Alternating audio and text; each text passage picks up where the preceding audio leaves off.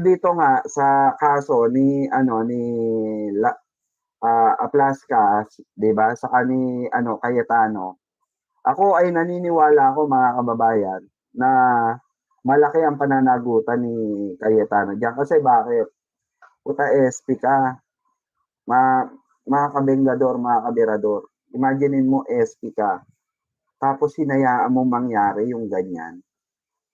'Di ba? At nag-start pa yung putukan sa sergeant at arms niyo. At ang pinutukan mga kababayan, law enforcement. Sa tingin niyo walang kalalagyan yan? Si Plaska na yan? May kalalagyan yan. Oo. Si Plaska. Kalaboso ang abot ka, maniwala ka. May pagtatanggol ba yan ni Alan Peter Cayetano? Mismong si John B. Cremulya na nagsabi. Si John B. Cremulya na po, si Secretary John B. Cremulya na ang nagsabi na hindi under attack ang Senado. Pakinggan natin. Ito.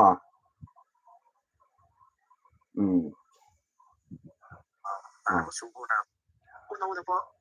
Una-una po. For the record. Pakinggan natin. All evidence points that there was... Una-una po. For the record. All evidence points that there was no attack on the Senate. I would like to repeat. All evidence points that there was no attack on the Senate. The following will be a preview. Will be a chronology of events starting from the pronouncement of Senator Bato when he said that he would be, when he gave warning that he would be arrested, up to the time that Senator De La Rosa escaped the Senate premises. Una-una po, for the record. Nako. All evidence. Paano yan, Cayetano?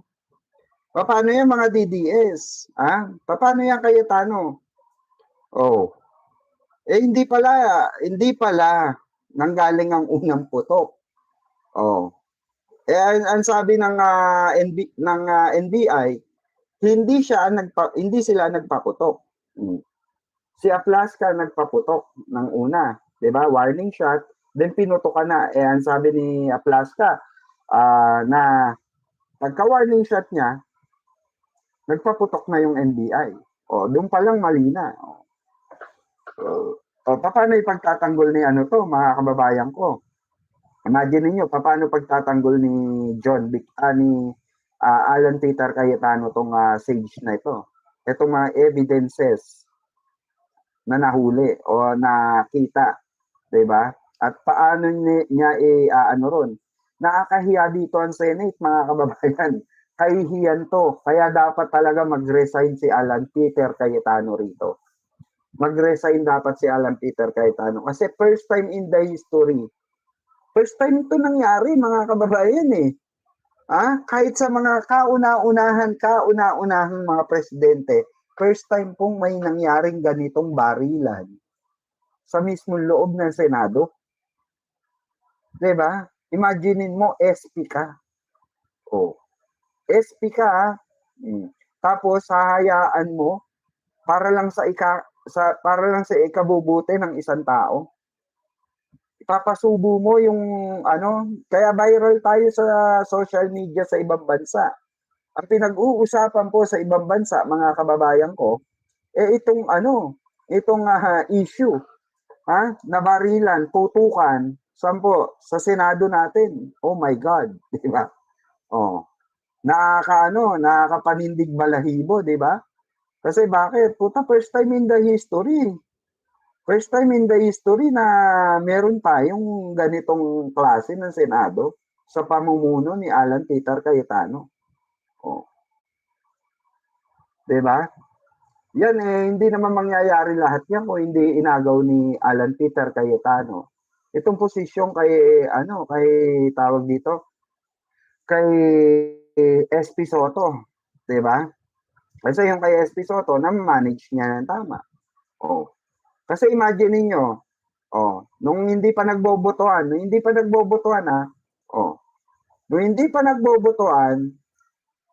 kung gugustuhin, walang yain ng NBI ang Senado, ginawa na nila. That day pa lang, pinasok na nila. Diba? Kung wala silang respeto sa Senate, gagawin na nila yun. Pero anong ginawa nila? Diba? Sila? 'Di ba? Bumalik sila. Hindi sila nagpumilit na arestuhin si Bato de la Rosa. Dahil sa hiling ni Bato de la Rosa sa Supreme Court, inantay nila 'yun. Oh. Pero anong ginawa ng SP nila ngayon? Ni Alan Peter Cayetano. Instead na irespeto ang nilabas ng SC na Supreme Court regarding sa TRO na request ni Bato, which is na decline, supposed to be doon pa lang dapat ibinigay na ni ibinigay na, 'di ba? Pero sabi nga ng Supreme Court, merong 3 araw para mag-issue ang kampo ni Bato de la Rosa, 'di ba? Ng affidavit. Oh. At ganun din sa kampo ng NBI within 72 hours. Oh. Pero ito mga kababayan, hindi nirespeto ng ng Senado. Gumawa pa rin sila ng drama, mga kababayan, para makatakas kasi nga yun ang goal nila. Hindi nyo napapansin? Hindi nyo napansin? Yun ang main goal talaga nila. Wala na silang pakialam kung ano ang kahihinatnan, anong sasabihin nila. Basta ang main goal nila that night ay maitakas si Bato de la Rosa. Oh, yun po yung kanilang talaga plano. Diba? Oh, eto pakinggan natin to. Discharge fragments from numbers 1, 2, and 4 were accounted for. The 23 other bullets are not identified with any of the 3 guns presented. We asked General Plascat to appear to submit his firearm, but he did not appear. Take note of diba? the report, our report, SOCO report, that the entry or there's no bullet hole going inside the Senate. So those were the records of investigation that we will be sending to the Department of Justice for their application. Take note, the discharge fragments from firearm numbers 1, 2, and 4 were accounted for. The 23 other bullets are not identified with any of the 3 guns presented. We asked General Plascat to appear to submit his firearm. Kaso nga hindi nag-appear. Doon pa lang bulilyaso na si Alan Peter Cayetano. The Senate was under attack daw.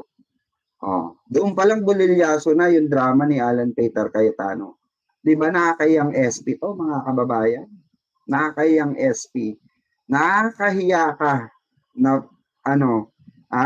nakakahiya ka sobra na kahihiyan ang binigay mo sa buong mundo. 'Di ba?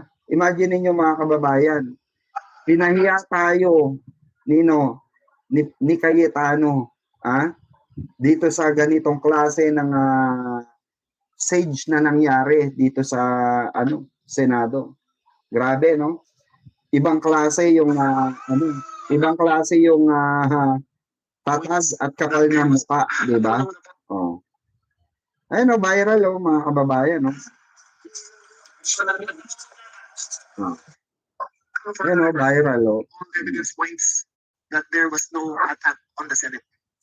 I would like to repeat all evidence points that there was no diba? Nasa viral list, mga kababayan.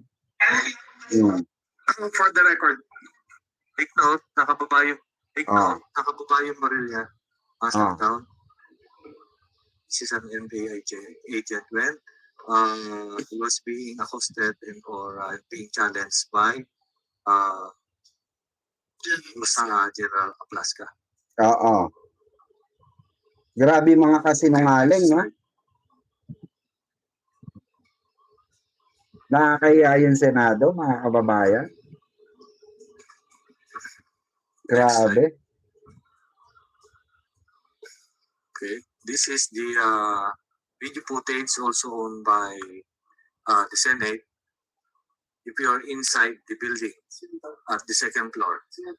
That one is Gemel Ledesma, sir. Usaha personnel, yung unang-una. So it was,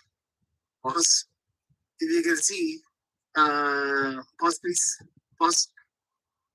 If you can see, the certain Mr. Ledesma, member of the SA, was peeking through the window.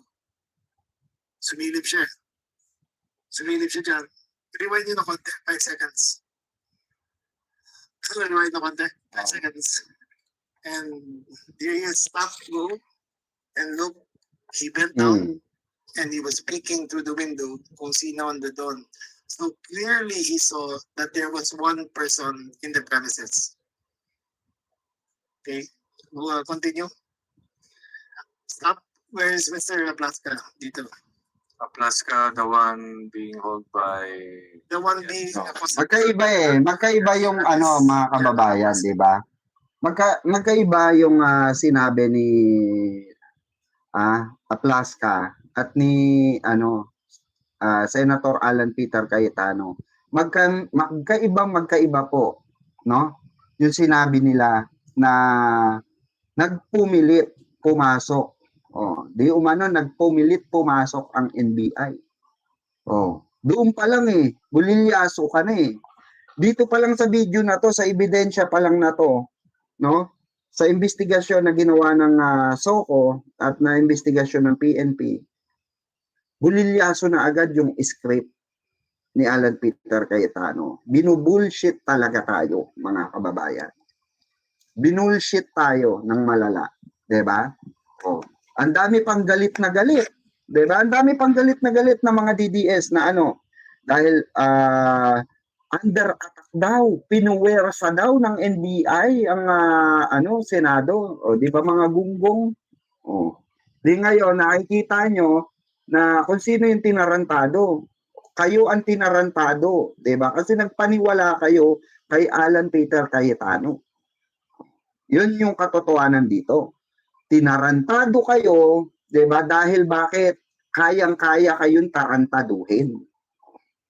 Hindi namin kayo kagaya mga DDS. Kami marunong kami mag-research, mag-fact check at imbestiga, no, bilang isang vlogger. Alam namin kung paano titimbangin yung mga bagay-bagay. I-analyze muna yung situation at lumalabas na balita bago namin siya i-content at bago kami magbigay ng opinion at saloobin regarding sa mga issue lumalabas. Yung mga DDS hindi. Point agad Diba pansinin nyo? Yung mga DDS point agad. Nagtuturo agad. Diba?